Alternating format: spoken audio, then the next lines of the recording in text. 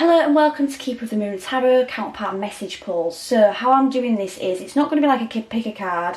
It's going to be basically going through each different group with a message. So do watch the video all the way through, because obviously there could be a message within each group that resonates with you, with it being a collective kind of thing. So it allows it to kind of reach more people and resonate with more people that way. So, you know, you might resonate with something from group 1, but you might also resonate with something from group 3. So do watch it all the way through. The cards that I'm using today are the Romance Angels Oracle deck by Doreen Virtue, the Truth Cards Volume 2 by Truth Intuitions, Messages of Love Oracle cards by All Things Intuitive, and my own Oracle deck, which I've actually redesigned and rebranded, so that is available for pre-order at the moment.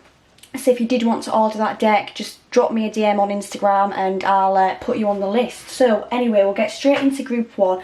I've actually not read any of these messages when I've been pulling the cards, so we'll see what comes up. I'll start with the Romance Angel Oracle cards. So first of all, we've got Keep an Open Mind. So this connection for people might feel like it's come to the end of its road. The people in group 1 might feel like there's kind of no hope, there's a little bit of lost hope going on because you are in separation at the moment. So this separation might have been going on for a while. It might be something that you've kind of been dwelling on. It could even have been sudden or unexpected or ended in a kind of really disastrous way. So it's definitely something, I'm feeling a lack of hope here within people in group 1. But you know, this is necessary. We've got the Time Apart card as well. So with the separation and the Time Apart card, I am feeling that this connection was overdue, some kind of separation from each other in order for you both to grow properly. I don't feel like at the moment, the way that you are, you've been able to kind of grow. I feel like there's been a lot of stagnation between the two of you, which has caused you to kind of oppose each other quite frequently. But there is still a friendship there. I feel like that's where a lot of the sadness comes from. Obviously, if there's a romantic connection, that is very sad when you lose it. But I do feel like the people in group 1 are very sad over the friendship element here as well. Like I feel like this person was probably your best friend as well. And, you know, losing them has really kind of thrown you through a bit of a loop. We've got Put the Computer Away. So what I'm getting with this card here, this message, is that there may have been an element where you were both working too much, which has caused a bit of a divide between the two of you, or not really giving each other enough time. You know, it's modern day life. It kind of gets in the way a lot, especially with sorry, I was just getting something coming through. I was getting something about throwing rocks at each other coming through as I was saying that, so it distracted me a little bit. So that meaning is a little bit vague, but what I'm going to take from that is there's maybe been a lot of kind of insults thrown at each other as well within this connection. Put the computer away, working less, having more fun. Like there's probably been a lot of stress put on each other from work related issues or not spending enough time to each other, which has caused you to lash out. But you know, you're guided to kind of know that there is more to come. Like this connection is going to come back around. It's not something that's over. There's definitely unfinished business here, and I feel like you both feel it despite any fear and worry that might be going on at the moment in your mind. Other messages we've got you are perfect to me and I'm so proud of you. So, you know, this person is definitely thinking about you and thinking that you are the perfect match despite any kind of obstacles you're coming across, despite any disagreements. They still feel like you are the perfect person for them, and they are filled with pride when they think about you as well. They're proud of how far you've come. They might even be proud of your work as well. You know, like although that might have drove a wedge in between the two of you, I still feel like there's definitely a pride here with how successful you are and how much you've built, you know, within your kind of finances, your material, your lifestyle, that kind of thing. So we'll move on to group 2 and see what comes up there. We've got This Could Be the One straight away. So straight away I'm getting that without a doubt people in group 2 know that this person is the one for them. They know that there's a soul connection. They know that this person is meant for them, and there's no kind of doubt in their minds. They don't want anybody else. There's no kind of umming and ahhing about what they really want. We've got trust as well. So, you know, there's either a lot of trust in this, which is what I'm getting because of obviously this card coming out and it being this could be the one. So there's either a lot of trust in this connection, or there's a lack that, you know, there's a lack that kind of needs to be built. It's more like, it's maybe like a lack of faith. Like I feel like this person's definitely got a strong connection to their intuition. However, there might be moments of doubt, or when ego gets in the way. We've actually got trust again as well. So there's definitely a strong emphasis here on trusting in this connection, and trusting that it's all going to kind of work out. We've got vulnerability. You can be completely open with this person. So I feel like whoever's in this group might be very guarded with the hearts. They might not really want to completely open the hearts for fear of kind of rejection, or for fear of being hurt. So there might have been a lack of vulnerability. There might have been times where you've been guarded and closed off and not really fully open with how you're feeling. But you are being guided to know that you can be open with this person. Like there's no need to fear vulnerability with this person. And there's definitely a lot of regret for these actions as well. There's definitely a lot of regret. Someone feels remorse for how they've treated you. So I do feel like this is related to the vulnerability, but it can also be related to the counterpart side of things as well, because there might be some regret for how things have planned out with the two of you if it's not worked. If it's not worked to plan, or if they've not given you enough kind of confidence that you can be vulnerable, or enough reassurance that you need.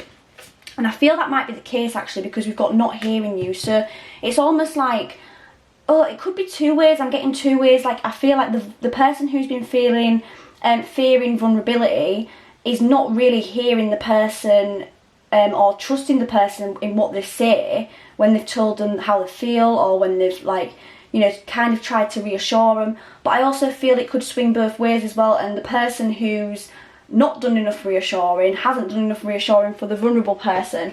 We've got summertime, so summertime could be, well, now really, we're in summer now, or even next year, you know, like it could be a turnaround point for your connection. You could be, you know, hearing from this person in summertime. You could be coming into union or meeting up or anything like that, but summertime's definitely got, it could even be memories of summertime. Like this, summertime's got a very significant, it's got a lot of significance for those in this connection, in this group. We've got feeling alone, so there might be an element of not really feeling like they have anyone to speak to. I feel like this is more on the counterpart side of things than you if you're watching this. Like there's an element of feeling alone, but you might be feeling that way as well without this person. You might not be able to feel, you might feel like you might not be able to talk to people about how you are feeling about this person. You know, like sometimes we all need that time to kind of vent, or, you know, tell people our problems. If this might be something that you don't feel like you can talk to anyone. Messages we've got here as well. I'm exhausted now and need to heal. I still have lessons to learn, and you are my son. So these two definitely link here. Like there's definitely a lot of healing that needs to go on within this connection, and I feel that's for both counterparts, because we've got the trust issues here, or the need to trust. So, you know, there's definitely kind of healing work to be done at the moment, and lessons still to be learned. You know, when you are learning lessons and when you are lacking trust, you will be coming up against kind of karmic lessons that kind of push you into that place of trust, or puts you in a place where you have to surrender completely. And you are my son, so this person does want you to know that you are the whole world to them. Like there's no doubt about it. I feel like they know that you're the one as well. Like there's definitely something here about you both kind of really being sure that you are the right people for each other. It's just a question as to whether you can get past the obstacles. So that's all for group 2. I'm going to move on to group 3 now. So first of all, we've got free yourself, which is interesting, because there's obviously something here, a situation that people in group 3 need to be free from. So, you know, it could be a karmic situation. It could even be the person like that you might be feeling a little bit trapped with. Oh, we've got reconciliation here. So I feel like it's definitely a karmic situation with free yourself, and person in group 3 wants to kind of get back to you, basically. Like they might have left you and found someone else and got themselves kind of stuck there. But I feel like they definitely want to reconcile with you.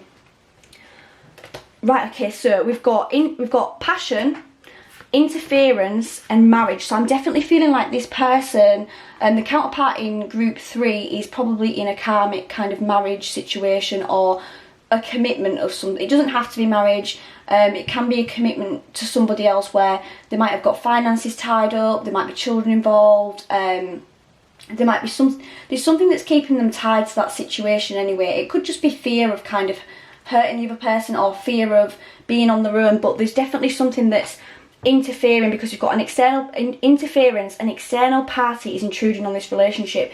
So there's definitely, you know, an element of somebody else being involved. And we've got passion, but I do feel like with the passion card, this is definitely in relation to you watching this, like they feel a lot of passion towards you and they can't shake that feeling.